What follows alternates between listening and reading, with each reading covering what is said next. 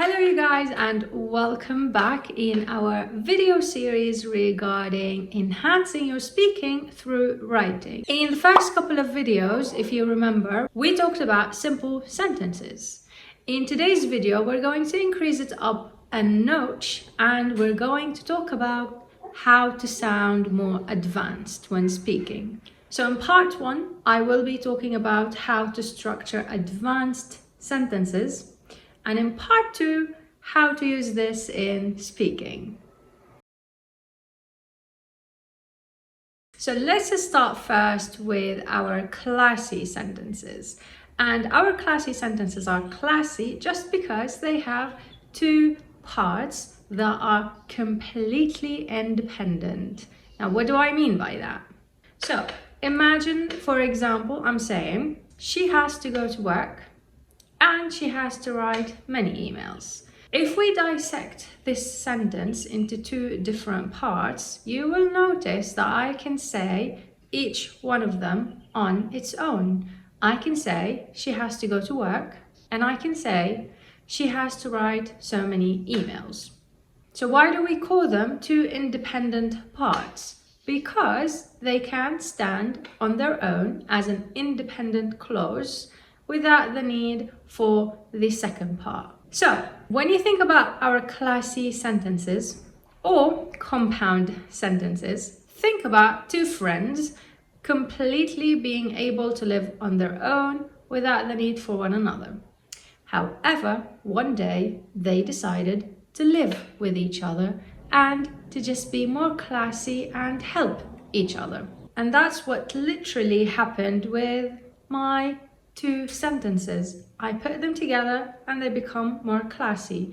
So she has to go to work and she has to write so many emails. Okay, so now what should you do for practice? What I want you to do is get back to the simple sentences that you wrote last week and make them into compound sentences. So how could you make that? By adding so, but, and, yet, and for. And they are the fanboys that I mentioned in video number 1. Now let's move to the last type, which is the fancy type. It is much more complicated. And why is it complicated? Because it has two clauses. One dependent clause and one independent clause, which make out a complex sentence. Now, why is it one dependent and one independent? So in this case, I want you to think about a mom and her child.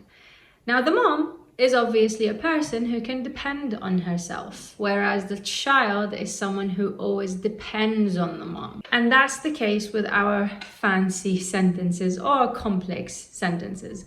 It's literally that one part cannot go without the other. However, what is the special thing that makes one part dependent and cannot go without the other part? So if I say, when she goes to work, after I arrive university, because it's very interesting, while I wash the dishes.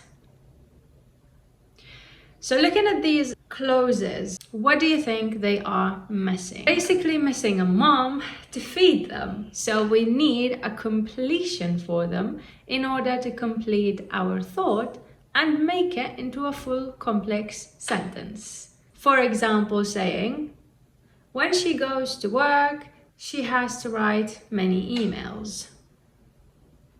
Or, after I arrive university, I start my lectures. While I wash the dishes, I listen to music. How to use it in practice and how can this help you in speaking?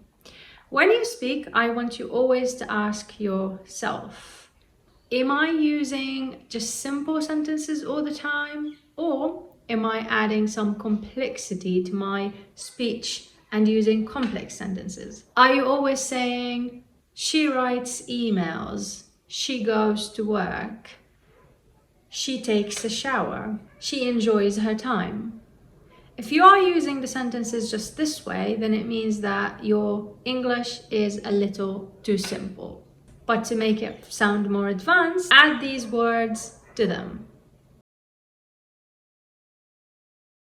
And always ask yourself, am I completing my thought or am I missing something? Like if I say, I think she's rude unless, it is missing a thought. So I need to say, I think she's rude unless I'm judging her wrongly.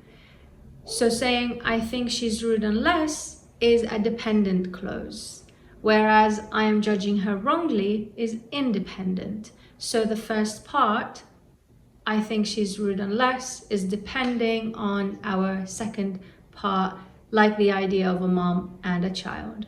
So follow the steps that I told you about in number 3 regarding practicing on your compound and complex sentences for a whole week using the present tense, and then say them out loud as much as possible, and practice your speaking by noticing if you are advancing your sentences or you're just relying on the simple ones. And that's it, you guys, for today's video. I hope you found it useful and see you in another video. Goodbye!